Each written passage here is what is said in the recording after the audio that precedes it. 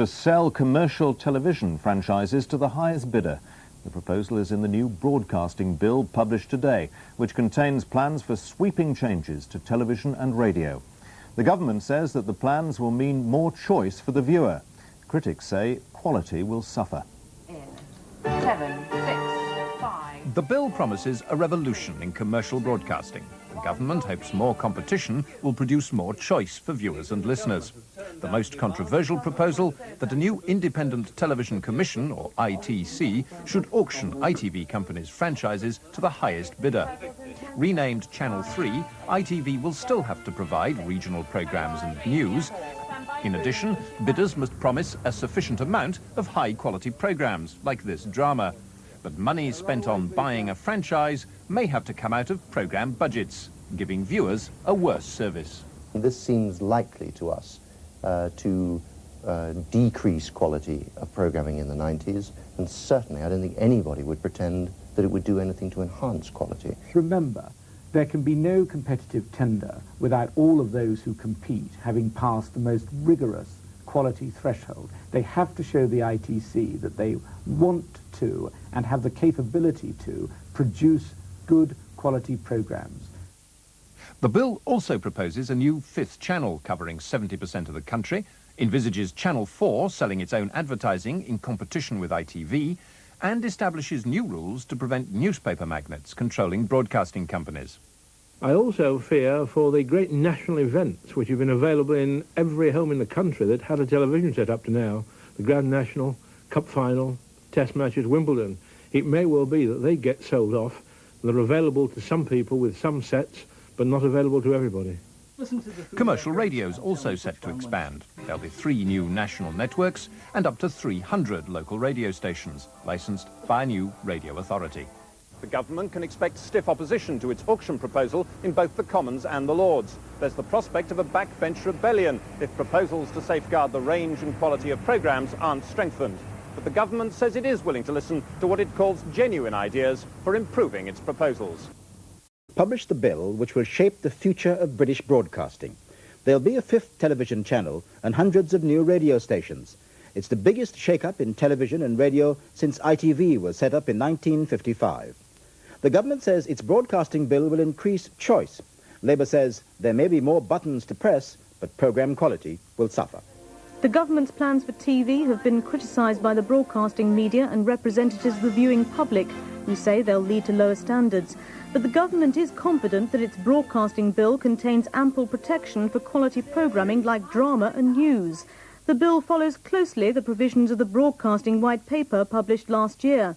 It sets up a new national Channel 5 and a network of local microwave stations to provide community television. The Independent Broadcasting Authority is replaced by an Independent Television Commission, the ITC, to have a lighter touch in its regulation of programmes. ITV franchises will be sold off to the highest bidder, subject to a quality threshold, but that could still put the future of established companies and their programmes in doubt. ITV will be renamed Channel 3. Under the bill, the ITC will nominate one or more bodies, like ITN, to provide what's described as high-quality news. The proposals also affect radio. There'll be 3 national networks to be sold by auction, and there'll be hundreds of community radio stations to provide truly local radio. Big sporting events like the Cup Final, Wimbledon and the Grand National will be able to sell exclusive rights of coverage to the highest bidder, so they could in future only be available to people with satellite dishes. But the Broadcasting Minister says the proposals in the bill are flexible.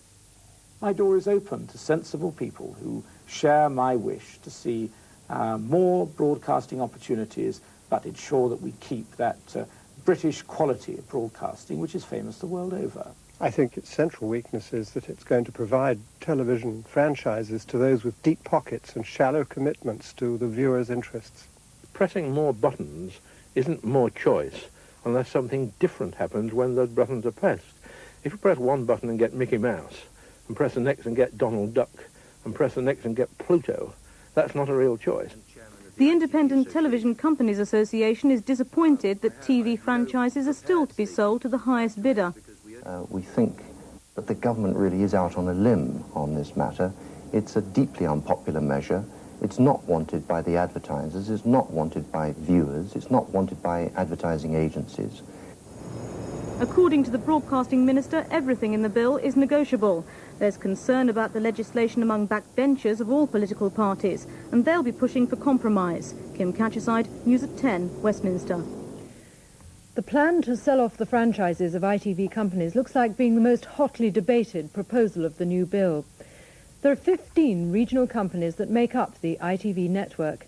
In 1992, each of them will have to bid for its own franchise, the right to broadcast to its local area. Penny Marshall now reports on how Granada, the company that currently serves the northwest of England, is hoping to hold on to its franchise and what it plans to do if it doesn't. ITN is jointly owned by Granada and the other 14 regional ITV companies. Coronation Street is probably ITV's best-loved programme, but its makers, Granada, face an uncertain future. There'll be fierce competition for their franchise in 1992. Their broadcasting contract for the North West is thought to be worth up to 150 million, but it's difficult to value accurately. Among those who could bid for it, although no one knows for certain, are Brookside's Phil Redmond, Eddie Shah, Owen Oyston of Piccadilly Radio, and from Europe, Italy's TV magnate Silvio Berlusconi, rumoured to want a slice of British TV.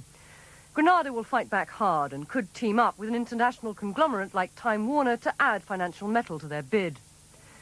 Granada's confident some of their programmes, like Coronation Street, will survive in the marketplace even if their bid fails. If somebody bids more, and if somebody decides to give the contract to somebody else, then we have an excellent production and distribution company, which frankly owns some of the most successful programmes in commercial television terms, and also has the rights and ownership of a lot of programmes that would, I suspect, leap any Beecher's Brook quality hurdle.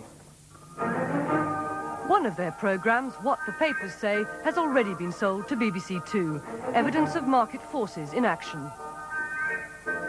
But Granada believes series like World in Action could be threatened if franchises go to the highest bidder. They maintain checkbooks rather than quality will determine schedules under the competitive tendering process. I'm not entirely sure that that isn't the best service of the viewers, because what you're doing is bidding away your future profits in such a way that it could affect the decisions you've made about the range of programmes you're going to offer. But newcomers dismiss this talk as alarmist and self-interested. My personal view is that, yes, the money is there and it will continue to be there. What might be missing at the moment is really the political will to accept that, and also to continue with the drive to bring down costs. Undoubtedly, Coronation Street will survive the ITV shake-up to appear somewhere, but just who'll win control of the new-look Channel 3 and what shape it'll be in after the fight is much less certain.